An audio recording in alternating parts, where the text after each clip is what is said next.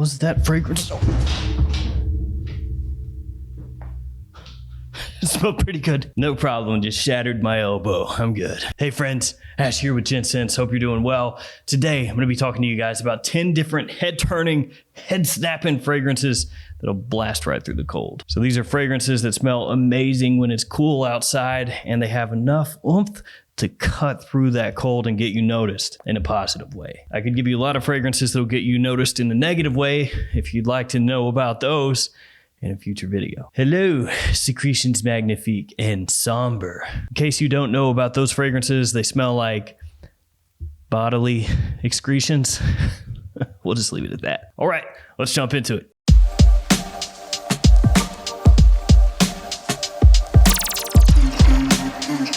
Before I jump into the official 10, I need to let you guys know about this bad boy, Jet Black Enigma from Michael Malone London. I creatively directed this one, and it will absolutely get you noticed in cool weather. That's precisely what it was made to do. So I've got a link in the description where you can check this fragrance out. I've also got a video on my channel, so you can just search Jet Black Enigma. It will pull up more information on this one on YouTube. It's got notes like saffron and cardamom, cinnamon bark, a little tiny bit of oud in there, cashmerean, smells awesome, lasts forever. And after my code GENTSCENTS, which will get you 20% off Michael Malone's website, it's about $88. So just wanted to throw that one out there. Shameless self-promotion, Jet Black Enigma. Official 10 in the list. Let's get it kicked off with an obvious one. Is Spicebomb Extreme. Actually, funny thing about this, if you look up Perfume Parlor, or at least previously, I'm sure it's still the same, their clone of this is indeed called Spicebomb. The fragrance is named Spicebomb. What should we call our clone? Spicebomb. Yeah, good idea. Let's do that. So this has tobacco, vanilla, spices, some woods in here. This one gets heralded as one of the best fall and wintertime fragrances ever, and I've got to agree. Performance is insane with this. It lasts forever. It projects heavily. People easily pick you up if you got this one on, especially if you give it a few extra sprays. The black vanilla in here really helps complement the spiciness of Spicebomb. I mean, it's what it's called. Helps sweeten things up slightly, helps contrast everything and rounds it off. Spicebomb Extreme, amazing in cold weather. Can't go wrong with it. And do you know, my friends, who is always turning heads? Yes, you are correct. The Beast Mode Gents. This is the most elite of the elite. These are the most hardened fragrance troopers on the planet. So a shout out to all of you Beast Mode Gents. You guys are the best. If you would like to join the Beast Mode Gents, click the join button below or check the link in the description. Thank you guys. Back to the video. Up next, Xerjoff. It is Ivory Route. Look at that. That looks like something that Indiana Jones would try to get. I mean, does it not? It looks like a little thing that would be up in one of those temples, and he just grabs it. This one you can get at twistedlily.com. I'll link this one in the description along with all the other fragrances here today. And if you do ever shop at Twisted Lily, use the code GENTS10 and save yourself 10% off. And that's for the whole website, baby. Now this one has spices, vanilla, and sandalwood as some of the notes in the fragrance. And it's just kind of tugging on my heartstrings here with the vanilla. You know, a nice, spicy, rich vanilla. I'll go for that every day of the week. This one's gonna absolutely kill it around the holiday season. That spiciness tempered with a rich vanilla. Absolutely amazing. As it dries down, the sandalwood, giving it a little bit of a woody, creamy feel. Top of the line fragrance, worth every single penny. Ivory Route from the Join the Club collection. Now we're gonna go with the cheap one. Since we started off with an expensive designer and then a niche fragrance, we're going with the clone up next. This one is from Afnan, and it's Supremacy Incense. This has smoke, oud, oregano, spices, and resins. And in case you couldn't tell by that note breakdown or the name what this is a clone of, it is a clone of Interlude Man from Amouage, which is known as the Blue Beast. So with the name like the Blue Beast, you already know that one's going to be a bit of a monster as far as performance goes. And you'll be glad to know that this clone is pretty close in terms of the performance. Performance here is fantastic, lasts forever, projects heavily, and the quality is surprisingly high on this thing. Now, clones can be hit or miss. Some of them are absolute nightmares. Like you smell them and it singes your nose hairs. It causes you to have an aneurysm, just not good stuff. And then other times you'll smell a cologne and you'll go, how is it possible that this fragrance that cost $30, $35, $25, whatever, how is it possible that it can smell this close, both in smell and quality, to a fragrance that costs 10 times as much? There are times that you'll legitimately smell those clones and just be like, I want to hate this. I want to hate this so much, but I can't. And that's this one. The quality here is amazing, very close to Interlude Man.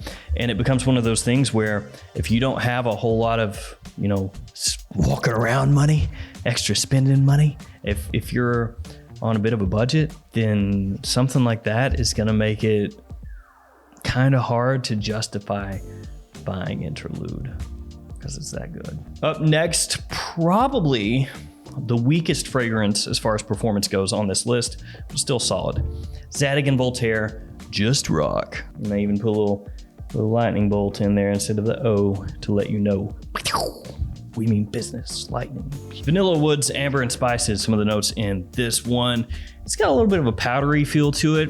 I don't mean that in a negative way. I know how I said that just now. It doesn't sound positive. A little bit powdery, like baby powder. But I mean it in a good way. It smells really nice, very appealing. Got a little bit of a slight smokiness to it as well. Once again, going with vanilla, spices, a little bit of amber in here, and notes like that in cool weather just work. They get attention and they pull compliments. So I mean, if that's what you're after, fragrances like that typically gonna get the job done. This one though, not quite as in your face, not quite as aggressive as Spicebomb Extreme or Ivory Route.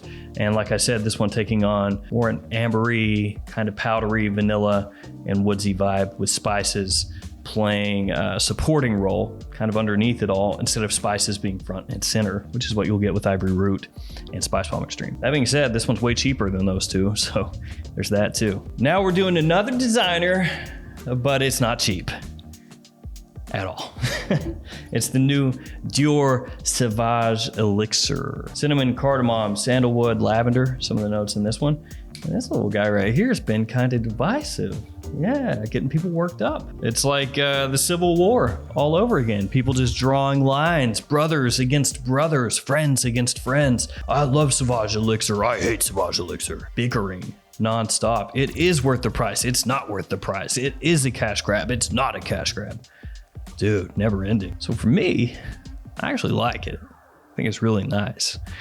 But that's because I've got a soft spot for some 80s style fragrances. I was trying to think of a better way to say that, but what does it say, 80s style? What would nowadays be considered old school masculine scents?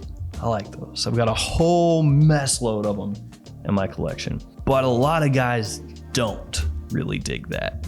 And I would say the majority of people actually that are wearing Sauvage Eau de Toilette probably don't really dig those older style fragrances so much. And I bring this all up because Sauvage Elixir has in its DNA a lot more of that 80s style aesthetic to it. So you might go into this thinking to yourself, it's gonna smell like Sauvage Eau de Toilette, Eau de Parfum, only richer and deeper and smoother. Because that's typically how it goes with this stuff. Sauvage Eau de Toilette to Eau de Parfum to Parfum, Bleu de Chanel Eau de Toilette to Eau de Parfum to Parfum. You can draw a line. That's what I think a lot of people probably would think this would smell like if they've never smelled it. And then they do smell it and they go, what the f is this? Because really when you smell this, it's not super similar to the Eau de Toilette at all. That's being generous. But I really like the throwback feel, the old school, ultra masculine kind of vibe that this has going for it. Performance is insane. It lasts forever. The big issue, big drawback, gonna be the price. It's a 60 ml size bottle and it ain't cheap. If you want people to notice you, that'll do it. All right, let's go niche again. Amouage Enclave. Now this is one that a lot of people would not consider necessarily just cool weather. And some people would say maybe it's more neutral weather, spring, fall. But I think that this works through winter pretty easily. When you first spray it on, it's got mint. So it has this kind of mentholated feel to it. That being said, that mentholation comes across more on a tester strip or clothing than it does skin. I know that sounds kind of weird, but that's just how it is, at least for me. Then it also has cardamom, cinnamon, labdanum, and leather, and some of the other notes in the fragrance. It's a really nice attention grabber. You know, as far as designer scents go, it's not like anything else out there. And I'll also say this isn't really exactly like Creation E. It doesn't smell exactly like it, but in the opening you might get a remembrance of Creation E because that kind of carbonated sweet opening that Creation E has. This one has a slight remembrance of that in it. Up next, Pasha de Cartier Parfum. I'm really glad I caught that. Sandalwood, liquor, balsam fir, some of the notes in this scent. This one does have a bit of that original Pasha de Cartier DNA in it. You can smell it and pick that up, this sophistication, this gentlemanly vibe that it has harkens back to the OG. You've also got some tonka in here, some benzoin, giving warmth, giving sweetness as it dries down, a little touch of booziness in here as well. It's gonna appeal more to guys middle-aged and older. I mean, straight up, most young guys are gonna smell this and be like, smells like my dad. To which I would say, yes, and your dad smells awesome. Love Pasha de Cartier Parfum. The entire house of Cartier kind of flies under the radar as far as the mainstream goes, and this one is worth checking out if you want something that has a bit of that throwback feel to it, but is brought into the modern fold with a little bit of a contrast with sweetness and warmth, and also liquor because, you know, why not? All right, compliment monster, Layton. That's right, Layton. Yeah, this thing right here just is so under the radar. Nobody's ever talked about it. It's hidden gem. First time you're hearing about it right here today. Oh, and have you ever heard the cap? It's heavy. You can throw it, kill somebody. Never heard that before. Apple, lavender, vanilla, and cardamom. Some of the notes in Layton. This thing, yeah, I lied. It's been talked about by everybody and their mom, and your mom's mom, which is your grandma, your cousins, your coworkers, your friends, if you have any. You know, everybody talks about this thing, right? For good reason, though. Fall and winter, man, it is difficult to do much better than Layton as far as a fragrance that you can wear about any time. You know, maximum versatility, that has great performance, that is going to pull a lot of attention, that is going to be 99% positive. And the 1% of negative attention that you pull from this fragrance, those aren't humans. Those are either reptilians, aliens, maybe like a golem, like a Frankenstein's monster kind of thing, reanimated corpse. I don't know. Creepy, but it's true. It's not actually true. Don't get me in trouble. Next up, Tobacolor. Tobacolor. This one has tobacco, honey, smoke, plum, and peach as some of the notes in the scent.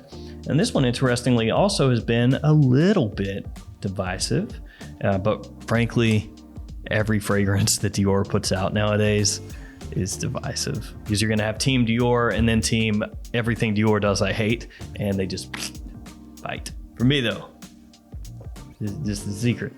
I really like this. Sweet tobacco with fantastic fruity notes and this smoke that just wafts throughout. Now, some people are not gonna like that smokiness. They're gonna say, hey, you know, I would have liked it more if you took that and just chucked it out the window because it reminds me of this, that, or the other thing. I've seen people say a lot of different things. Some people say cigarettes, ashtrays, whatever. I think though, it really gives it additional depth, complexity, nuance, makes it more interesting to me, and helps it stand out a little bit from some of the other pipe tobacco type fragrances. Absolutely killer.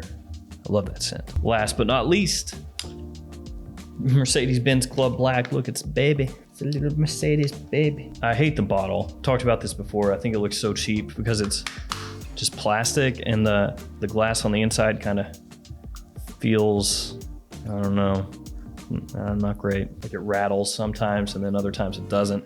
Atomizer is right here up at the top, and you spray it and it shoots out the top here. Yeah, the bottle sucks. Fragrance though. Ooh. It's good. It's really good. I like it a lot. Vanilla, benzoin, incense, ambroxan, and bergamot. Some of the notes in the scent.